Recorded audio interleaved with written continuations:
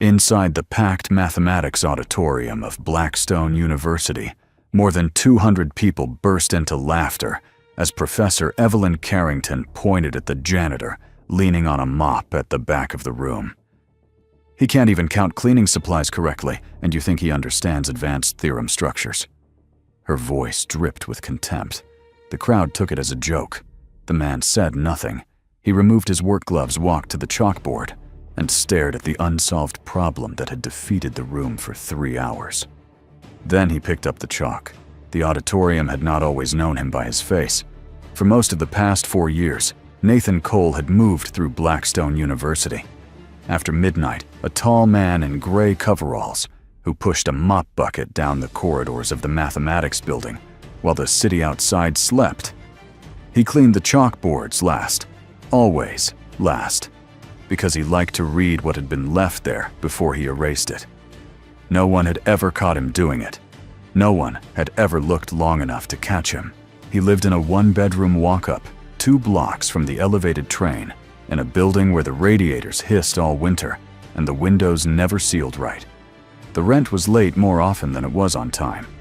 During the day, he repaired industrial sewing machines in a small workshop off Cermak Road. And at night, he came here to the Cathedral of Theorems and tenured chairs, and he scrubbed their floors for a wage that barely covered the heat. He kept to himself. He did not ask questions. He did not stay where he was not paid to stay. What no one in the building knew was that Nathan had once sat in classrooms very much like these. He had been a sophomore in pure mathematics at a small university in Iowa when his father's medical debt collapsed the family. He had left school in the middle of a semester and had never gone back. The textbooks he could not afford to buy, he found in the discard bins of the Blackstone Library, hauled out for recycling at the end of each academic year. He read them on the train. He read them on his breaks. He filled the margins with his own work in a steady, careful hand, and he told no one. Professor Evelyn Carrington was the face of the department. Her photograph hung in the lobby beside 2 former Fields Medal nominees, and her lectures filled the largest hall on campus. She had built her reputation on the unshakable conviction that real mathematics belonged to a particular kind of mind, raised in a particular kind of room, and that the rest of the world was background scenery. To her, the man who emptied her wastebasket at 2 in the morning was furniture that moved on its own. The symposium that night was the flagship event of the spring calendar, hosted personally by Evelyn, drawing department chairs and visiting scholars from across the country. The centerpiece she had chosen herself, an incomplete theorem in algebraic topology, a problem that had circulated quietly among specialists for nearly a decade, without anyone publishing a clean proof. She framed it as a matter of honor. The room would solve it together on the board in real time. For 3 hours they tried. A visiting professor from Stanford filled half the board with a chain of substitutions that collapsed when a graduate student spotted a sign error. A theorist from Berkeley argued for a topological approach that Evelyn dismissed within 20 minutes. Chalk dust hung in the warm air. Coffee cups accumulated on the side tables. By the 3rd hour, the energy in the room had turned tight and sour the way crowded rooms do when no one wants to admit they are stuck. Nathan was working the back row.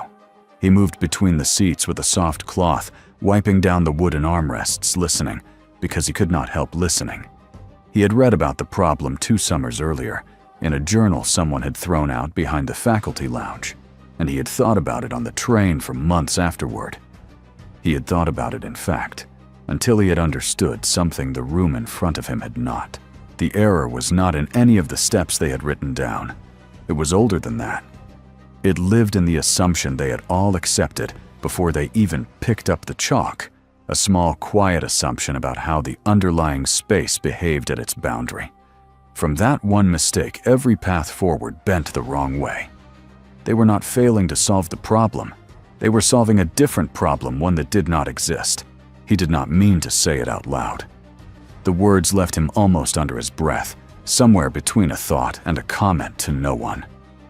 The premise is wrong. he said at once quietly, while wiping down the armrest of an empty seat in the fourth row from the back. Two graduate students in the row ahead of him turned around. One of them, a young man named Daniel Hayes, laughed first, a short, surprised laugh, and the other followed. The sound carried. Within seconds, half the room had turned to look at the back, where a man in gray coveralls stood holding a cleaning cloth in one hand. Evelyn stepped down from the platform. She walked up the center aisle with the patient half-smile of someone who had decided to enjoy what was about to happen. She stopped 2 rows from him and addressed the auditorium without taking her eyes off his face. "It seems," she said, "that we have a contribution from the back of the room." A few people chuckled. She let them. Then she gestured at his cart at the mop, at the row of cleaning bottles lined up along the lower shelf. "He can't even count cleaning supplies correctly, and you think he understands advanced theorem structures." The laughter came in a wave, then the kind that fills a hall and presses against the walls. Nathan stood still inside it. He had been small in rooms before. He had been smaller than this. What he felt was not humiliation exactly. It was something quieter and older, the recognition that the world had once again decided in advance where he was allowed to stand. He looked down at his hands, at the cracked skin across his knuckles, at the cleaning cloth folded between his fingers. He thought about the apartment 2 blocks from the elevated train, about the stack of unopened bills on the kitchen counter, about the careful arithmetic he ran every Friday afternoon to make a paycheck last another week. He thought about the textbooks in the milk crate under his bed, the ones with his handwriting in the margins. He thought about how easy it would be to turn around, push the cart through the side door, and keep his job. No one in this room would ever look for him again. He set the cleaning cloth down on the armrest of the empty seat. He took off his work gloves one at a time and folded them neatly into the front pocket of his coveralls. The laughter in the room thinned as the people closest to him registered what he was doing. He stepped past the graduate students and walked down the center aisle past Evelyn, who watched him go with the same half-smile fixed on her face. The mop bucket stayed where it was. At the front of the room, he stopped in front of the chalkboard. The unsolved problem covered the upper third of the surface, and 3 hours of failed work crowded beneath it in tight, anxious handwriting. He took a piece of chalk from the tray. The room behind him had gone very quiet now. Even Evelyn was quiet. She had returned to the front of the platform and stood with her arms loosely crossed, waiting for him to fail in a way that would justify everything she had already said. Nathan did not turn around to look at her.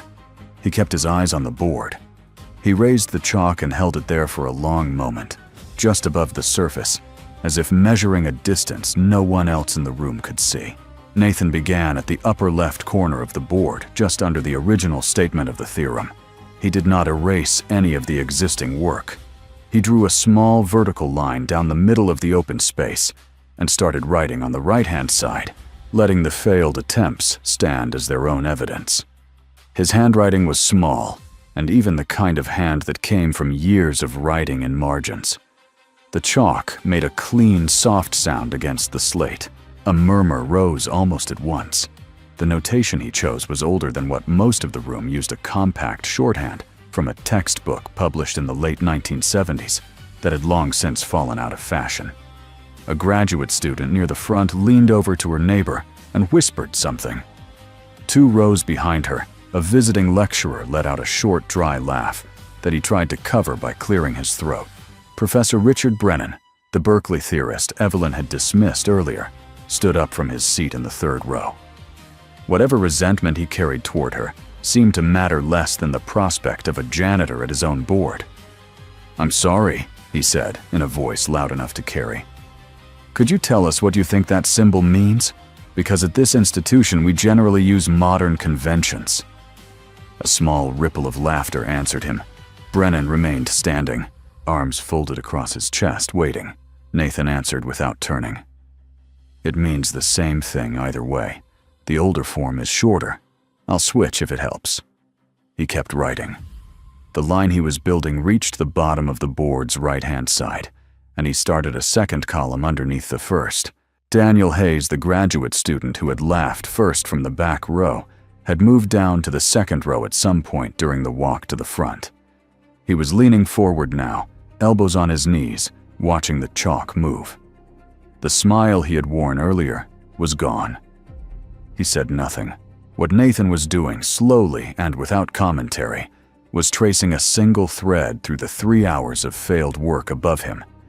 He drew a small arrow, connecting one of the Stanford professor's substitutions to a step Evelyn herself had written near the top, and then another arrow back to the original statement of the theorem. The arrows formed a closed loop. Inside that loop, in 2 small letters, he wrote a question mark. "This is the assumption," he said, still facing the board.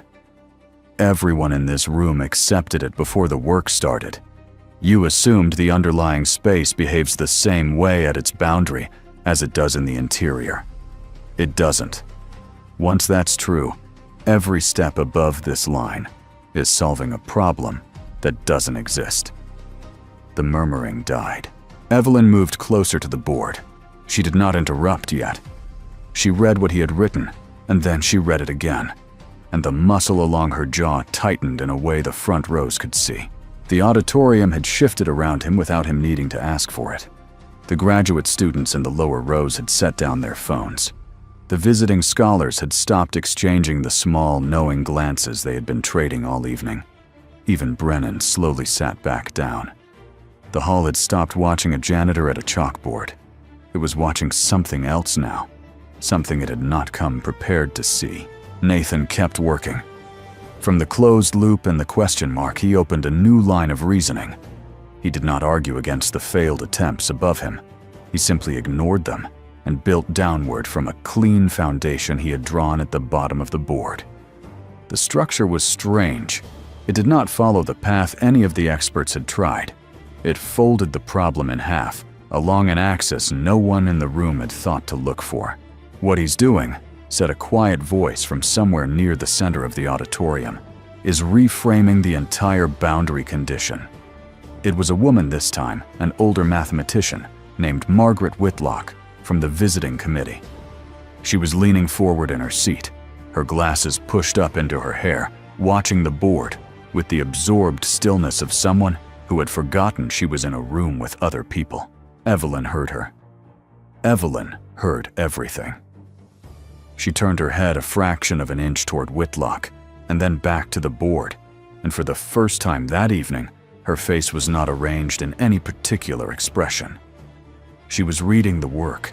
She was reading it the way she read papers submitted to journals, where she sat on the review board with the slow, precise attention of someone trying to find the seam that would let her tear it apart. She could not find one. The man in gray coveralls in front of the chalkboard wasn't guessing. He was not improvising. He was working from a structure he had clearly carried inside his head for a long time, and the structure was correct. Worse than that, it was elegant. It was the kind of elegance she had spent her career teaching her students to recognize and to produce and to defend against lesser minds. She had never produced it herself, and she knew it. The recognition arrived in her chest like a small, cold weight that had not been there a minute ago. The hall sensed the shift before it understood it. The laughter that had filled it when Evelyn first pointed at him was gone now, and it was not coming back the same way. Whatever the next hour held, it was no longer going to be the story she had walked in with. Evelyn moved. She stepped up onto the platform beside him, close enough that he had to feel her there, and she addressed the board rather than him. "Let's slow down," she said in the measured voice she used in graduate seminars. "I'd like to see this proven rigorously, step by step, to the standard we hold ourselves to in this department." Nathan lowered the chalk. "Your transition from the third line to the fourth," she went on. "You're claiming a continuity result. Show me. Cite the theorem. Walk us through the conditions." She gestured at the board, as if inviting him to a chair. Her tone was perfectly polite. It was the politeness of a closing door. He looked at the line she meant. He knew it was true. He had known it was true for years. He had arrived at it the way he arrived at most things in his work, by turning the object over in his head on the train, by drawing it on napkins, by following the shape of it, until the shape became obvious. He had never been asked to cite a theorem by name. He had never been required to lay it down in the formal sequence a referee would want to see. He had read those theorems. He could feel which one he was using. He could not in that moment remember the name on the paper that had first published it. "It follows from a standard continuity argument," he said. "Which one?" Evelyn was not asking. She was waiting. He named one. It was close, but it was not exactly right, and the lecturer from Stanford in the second row caught it and let out a small sound. Brennan stood up again. The pressure shifted then. It came at him from 3 directions at once. Brennan questioned the next line.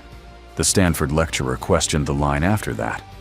A young assistant professor on the far aisle, eager to be seen contributing, demanded that Nathan formally define a term he had used without comment 4 minutes earlier. The questions were not unfair. They were the questions the room would have asked any speaker. They were also exactly the questions a man who had taught himself out of discarded textbooks had never been required to answer in front of 200 people. Nathan answered the first one. He answered the second one more slowly. The third one he answered correctly, but in language that was a decade out of date, and Brennan corrected him with a small, satisfied tightening of the mouth. The fourth question caught him between 2 ways of saying the same thing, and he stopped in the middle of a sentence to find the right word, and the silence that followed was longer than it should have been. Evelyn watched the silence. She did not fill it. She let it sit in the hall until everyone in it felt it. He reached the second to last step. The board behind him was almost full now, his clean handwriting threading through and around the failed work of the 3 hours before him. The structure he had built was still standing. He could see the final move he needed to make. He had seen it from the moment he picked up the chalk. The trouble was that the move did not look on the board the way it looked in his head. To write it down in a form the room would accept. He needed a piece of formal machinery he had read about once in a journal 3 years ago and had never used. He started the line. He wrote 3 symbols. He stopped. He looked at what he had written and knew it was wrong, or at least that it was not yet right, and he could not in that moment see how to fix it. His hand stayed lifted near the board. A small white smudge of chalk dust had settled across the back of his wrist. Behind him the laughter began to return. It was quieter this time, and meaner, because it had been held back so long. It came first from the assistant professor on the far aisle, who turned to his neighbor with a small, relieved smile, and then it spread through the middle rows 2 and 3 people at a time, the way a fire moves through dry grass.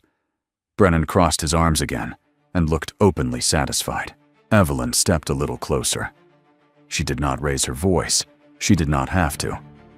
"This," she said gently enough that only the first 10 rows clearly heard her, "is why mathematics is not for amateurs." The line carried. The people in the back leaned forward and asked the people in front what she had said, and the words traveled backward through the auditorium in a slow ripple. By the time it reached the last row, the laughter had reached it too. Nathan stood with his back to all of it. The chalkboard in front of him was almost full, almost all of it his work, and one unfinished line at the bottom that refused to close. His hand was still lifted. The tremor in his fingers was small, but it was real, and he could see the white dust shake faintly against the dark of the slate. He thought very clearly that he should have stayed at the back of the room. He thought about the mop bucket still standing in the aisle behind him, abandoned now and slightly tilted on the carpet. He thought about the bills on the kitchen counter, about how late he would already be when he finally got home. He thought about how easy it had been to believe for 40 minutes that the room had been wrong about him. He lowered the chalk. He did not turn around. The laughter behind him went on soft and certain, the sound of a place returning to the shape it had always meant to hold. It was the soft, settled sound of a room that had decided how the evening was going to end and was waiting now only for him to confirm it. Nathan did not turn around. He kept his eyes on the unfinished line at the bottom of the board. and on the 3 small symbols he had written there in the wrong order. He stood very still inside the noise. He thought for the first time since he had walked down the aisle about what he was actually trying to do. He had been answering their questions. He had been citing their theorems in their language in the order they wanted to hear them in. He had been climbing a ladder that someone else had built against the wrong wall, rung by careful rung, and he had been doing it because he had spent his entire adult life being told that this was the only ladder there was. The proof in his head did not look like that. It had never looked like that. It was not a sequence of citations. It was a shape. He had seen it on the train one winter morning, watching the way the steel beams of the elevated track folded across each other above the platform at Garfield, and he had understood, the way a person understands the geometry of a hand they have known their whole life, that the boundary of the space in the theorem behaved the same way those beams did. The whole problem collapsed into something smaller and cleaner the moment you let yourself see it from the side instead of from above. He had never written it down that way. He had been afraid to. He had spent 40 minutes at this board trying to translate a shape into a citation, and the translation was killing him. The room behind him was not laughing because he was wrong. It was laughing because he had agreed to fight on terms that did not belong to him. He thought then about the milk crate of textbooks under his bed, about the careful handwriting in the margins, and he understood that he had 2 choices left in the next 60 seconds. He could finish the line the way the room wanted it finished badly and walk out the side door with what was left of his dignity. Or he could trust the thing he had carried in his head for 9 years and let the room see it the way he had seen it the first time. He raised his free hand and pressed it flat against the board. He dragged his palm across the slate. He erased the bottom half of his own work, the careful sequence of citations and formal steps he had built under Evelyn's questioning the line that had stopped him cold a minute earlier. He did not erase the question mark inside the closed loop at the top, and he did not erase the original statement of the theorem. Everything else he wiped clean. White chalk dust drifted down the front of his coveralls and settled along the platform at his feet. The laughter behind him broke off, not all at once. The first few people fell quiet, and then the rows behind them, and then the back of the auditorium, the way a wind dies through a field of grass. By the time he set down the eraser, the only sound left in the hall was the soft scrape of his own breathing. He picked up the chalk again. He started at the cleared space in the middle of the board, and he did not write a single citation. He drew a figure instead. It wasn't the kind of figure the room expected. It looked at first like 2 crossed beams of an old industrial frame the way you might sketch a piece of machinery on the back of a work order. He drew it small and clean, and then he labeled the corners. "This is the space in the theorem," he said. His voice was steady now, in a way it had not been a minute ago. Looked at from the side. He drew a second figure beside it, identical to the first, but rotated by a quarter turn. And this is the space looked at from above. The boundary behaves differently in the 2 views. Every proof attempted in this room tonight has used the second view. The theorem is asking about the first. He began then to fold the problem along the axis the room had not seen. He worked downward from the figures, and the work did not look like any of the failed attempts above it. It did not need citations. It needed the figures and a small number of clean, almost geometric steps, each one of which any honest person in the auditorium could verify by looking at the picture beside it. He used the older notation again, and this time no one corrected him, because the older notation made the figures fit the page. Margaret Whitlock leaned forward in her seat. Her glasses were still pushed up into her hair. Her mouth was slightly open. She did not seem to know it was open. Brennan, 2 rows in front of her, had stopped folding his arms. His hands rested on his knees, now very still. Nathan kept writing. The figures multiplied along the lower half of the board. Each one reduced the problem by a little more. By the 3rd figure, the structure was unmistakable. By the 5th, the path to the end of the proof was visible the way the end of a tunnel becomes visible long before you reach it. By the 6th, he was no longer proving the theorem. He was proving something larger than the theorem. He stopped. He looked at what he had drawn. He went back to the original statement of the problem at the top of the board, and he drew a small bracket around it. And beside the bracket, he wrote in his careful, even hand, a new statement. It was the same theorem generalized. It covered not only the case the symposium had been called to solve, but an entire family of cases that the original statement had not even named.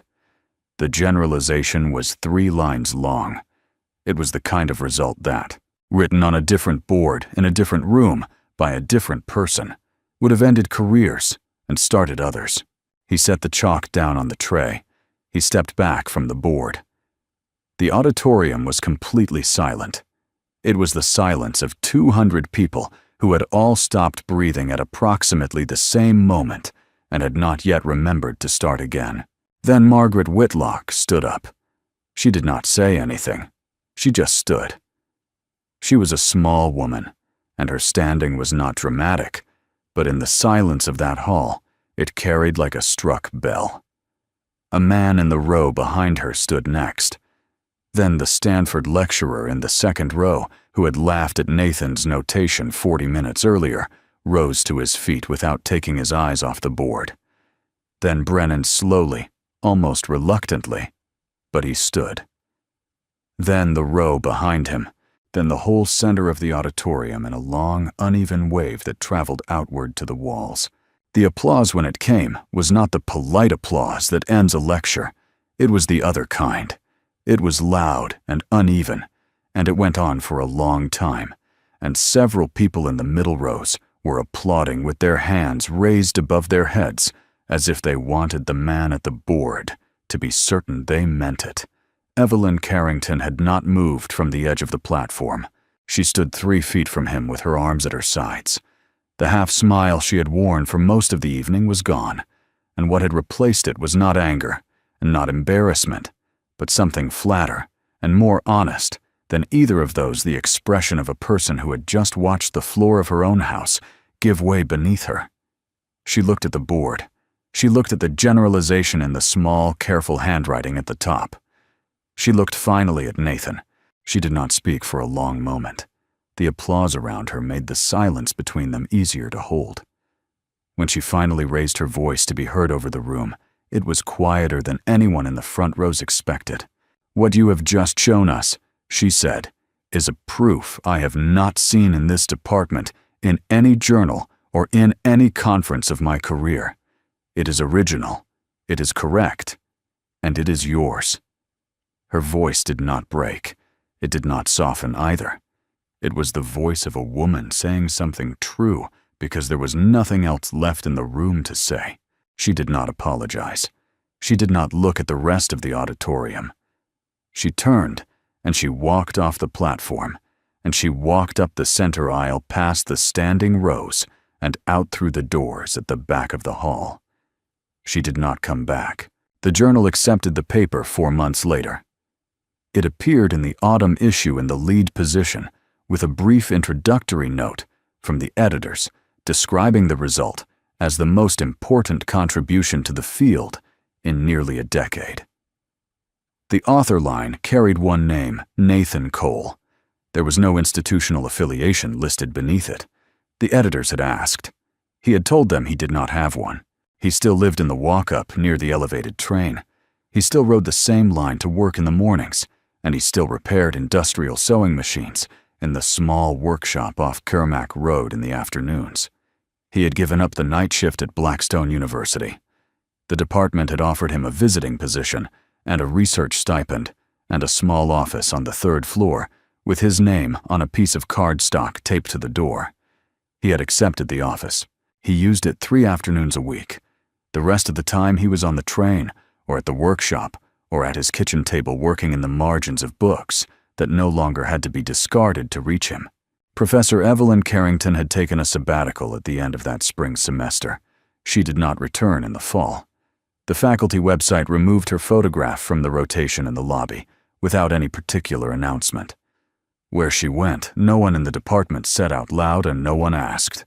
Daniel Hayes, the graduate student who had laughed first from the back row that night, became one of the first people to sign up for the small reading group Nathan led on Thursday afternoons in the third-floor office. He was a quiet member. He took good notes. People in the building who had walked past Nathan for 4 years without seeing him now stopped him in the hallway to shake his hand. He shook each of them. He did not bring up the night in the auditorium, neither did they. It was understood, in the way these things are understood in buildings full of polite people, that the story belonged to the room it had happened in. What he carried out of that room, he carried quietly. He had not gone there to win anything. He had gone there to clean the floor. The board had simply asked a question he already knew the answer to, and a woman with a microphone had told 200 people that he was not allowed to answer it, and he had answered it anyway. Knowledge does not belong to a title. Intelligence does not wear a suit, and it does not stand on a platform. And sometimes the person the whole room has decided to laugh at is the only person in it who has actually understood the question.